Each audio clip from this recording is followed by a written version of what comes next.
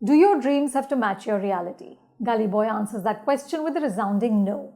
In a terrific scene, Murad, a rapper from Dharavi, tells his father, a driver, that he will not downsize his destiny because of his circumstances. Instead, he will alter his reality to match his dreams. It's one of the many rousing moments in Zoya Akhtar's superb new film. Gully Boy is loosely based on the lives of real-life rappers Naezy and DIVINE, who rose from slums to stardom. Hip-hop, modern-day protest music which came out of the streets of New York has inspired a flourishing music scene in Mumbai. But the beauty of Gully Boy is that even if you are entirely unfamiliar with this world like I was, the film will stir your soul. Because Zoya and her A-list team, co-writer Reema Kagti, dialogue writer Vijay Maurya, DOP Jay Oza, editor Nitin Bed, production designer Suzanne Kaplan-Mervanji and costume designers Arjun Bhasin and Purna Mitra Singh tackle the material with great skill. The music scene might be foreign, but the world it's set in is authentic and lived in. Most of Gully Boy has been shot in Dharavi, and at no point does Oza try to give the surroundings a gritty glamour. The film is a love letter to the unbowed spirit of Mumbai. Gully Boy celebrates that truly anything is possible in this maddening and magical city, but we don't see the trademark shots of the sea or marine drive or the gateway of India.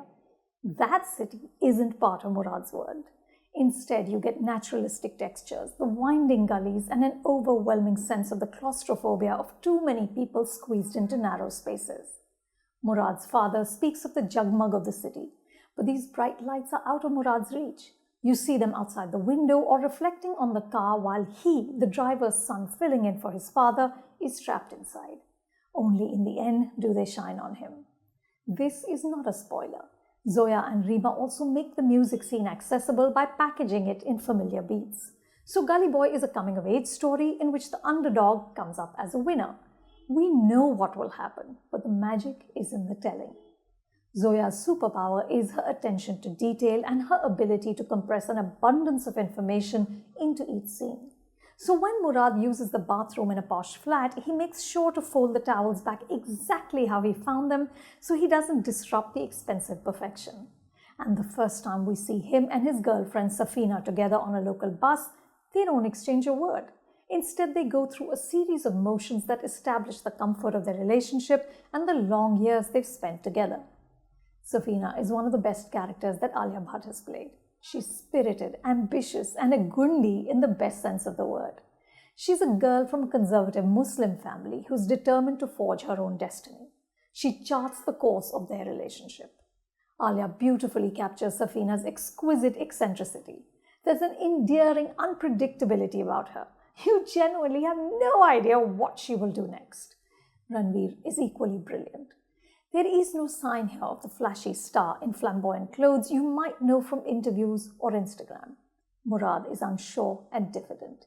He doesn't know his place in the world, but he finds his voice as a rapper and channels his rage into poetry. There is such longing and wistfulness in Ranveer's eyes. He resists the temptation to play Murad as heroic. There is no swagger or posturing.